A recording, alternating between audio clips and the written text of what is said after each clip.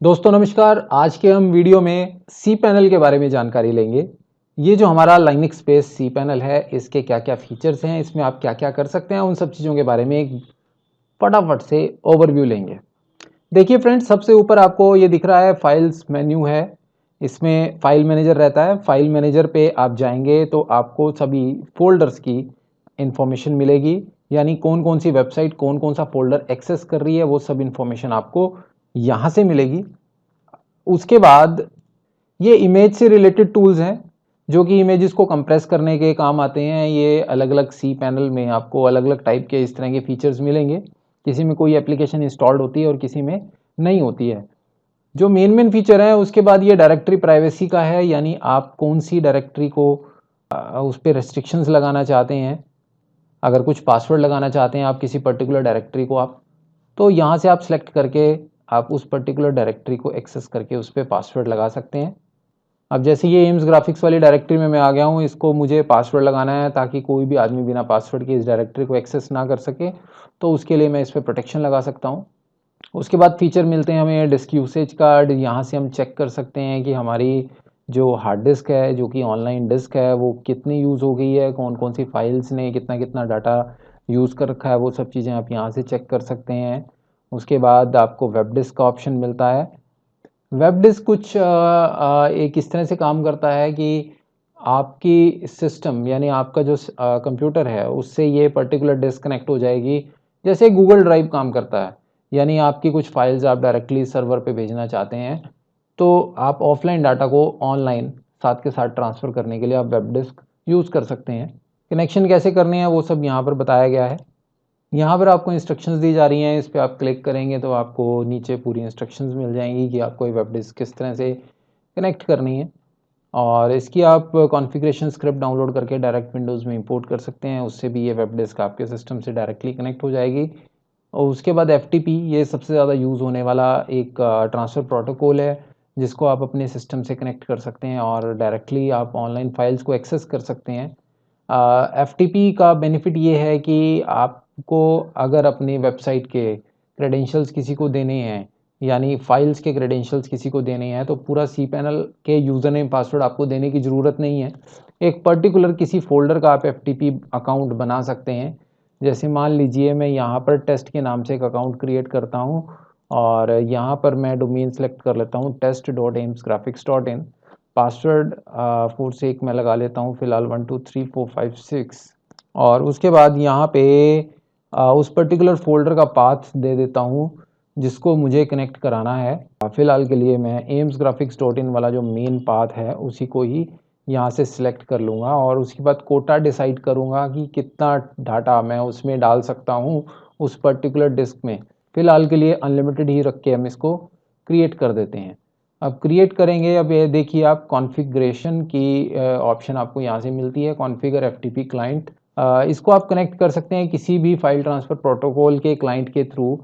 तो मेरे पास यहाँ पर नोटपैड प्लस प्लस का फाइल ट्रांसफ़र प्रोटोकॉल है, एफ़टीपी है। तो मैं डायरेक्टली नोटपैड प्लस प्लस से इसको कनेक्ट कर सकता हूँ। सिंपली आपको क्या करना है, आपको कोई भी एफ़टीपी क्लाइंट डाउनलोड करना है। वैसे सबसे ज़्यादा यूज़ होते हैं फाइलज़िला, यहाँ पर भी नाम दिए गए हैं, साइबरडक या कोर एफ़टीपी यूज़ होते हैं। मैं रिकमेंड करता हूँ फाइलज़िला, बहुत अच्छा क्लाइंट है जो मैं अक्सर यूज़ किया करता हूँ। लेकिन फ़िलहाल मेरे पास सिस्टम में ये नोटपैड प्लस प्लस है और इसमें भी एक प्लगइन आप डाल सकते हैं एफ़टीपी का। नोटपैड प्लस प्लस मैं इसलिए यूज़ करता हूँ क्योंकि इसमें फाइल्स डायरेक्टली डाउनलोड करके आप उसको एडिट भी कर सकते हैं। तो इसलिए मेरी प्रेफ़रेंस रहती है कि मैं नोटपैड प्लस प्लस यूज़ किया करता हूँ। इसकी कनेक्शन करने के लिए आप इसकी सेटिंग में जाएँगे, प्रोफ़ाइल सेटिंग में जाएँगे।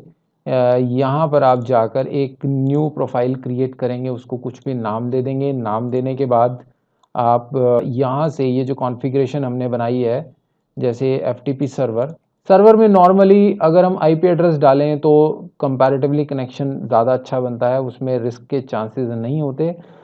डोमेन से कई बार कनेक्शन नहीं बन पाता क्योंकि मेन डोमेन हमारा कई बार सी पैनल की तरफ पॉइंटेड नहीं होता। जैसे ये fi9.in डोमेन है जो कि इस पर्टिकुलर होस्टिंग का प्राइमरी डोमेन है, तो ये इस पर पॉइंटेड नहीं है, जिसकी वजह से ये एफ़टीपी इस पर्टिकुलर सर्वर एड्रेस से काम नहीं करेगा। उसके लिए मैं इसका ये जो आप देख रहे हैं आईपी एड्रेस को यूज़ करूँगा, जिसके थ्रू इसका कनेक्शन तुरंत एस्टेब्लिश हो जाएगा। यहाँ पर मैंने आईपी एड्रेस डाल दिया है। आईपी एड्रेस आप cPanel में जाकर अंदर से भी ले सकते हैं। मैंने बताया था कि राइट साइड में आपको आईपी एड्रेस मिल जाता है। उसके बाद आप यूज़र नेम को कॉपी करेंगे और यहाँ पर पासवर्ड को डाल देंगे। फ़िलहाल के लिए मैंने 1 2 3 4 5 6 रखा था और क्लोज़ करेंगे और यहाँ पर अब कनेक्ट के बटन पे क्लिक करेंगे। अब ये जो आपके सामने डायरेक्टरी ओपन हो गई है, ये एक्चुअली amsgraphics.in वाली ही डायरेक्टरी है।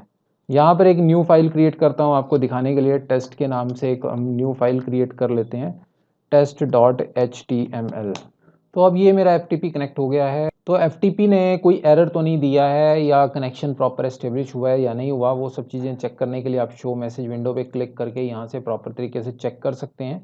फिलहाल मैं एक फ़ाइल अपलोड करता हूँ, create a new file. FTP का बेनिफिट जैसा मैंने बताया कि आप डायरेक्टली क्लाइंट से ही फाइल्स अपलोड कर सकते हैं, फ़ोल्डर्स क्रिएट कर सकते हैं।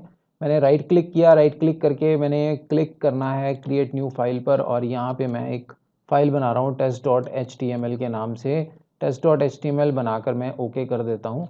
अब देखिए ये फ़ाइल हमारे मेन सर्वर पे भी क्रिएट हो गई है, ठीक है। तो इस तरह से FTP पे जो भी आप काम करेंगे वो यहाँ और यहाँ पर जो काम करेंगे यानी cPanel पर जो भी आप काम करेंगे वो आपको FTP से दिखता रहेगा। FTP बेसिकली सिर्फ एक ट्रांसफ़र प्रोटोकॉल है, वहाँ से आपको ये जो डायरेक्टरी है ये लाइव दिख सकती है। आगे बढ़ते हैं, cPanel के और फीचर्स को देखते हैं। जो FTP कनेक्शंस बने हैं वो सब आप यहाँ से देख सकते हैं। कोई एनोनिमस FTP कनेक्शन बनाने के लिए आप एनोनिमस FTP पे क्लिक करेंगे।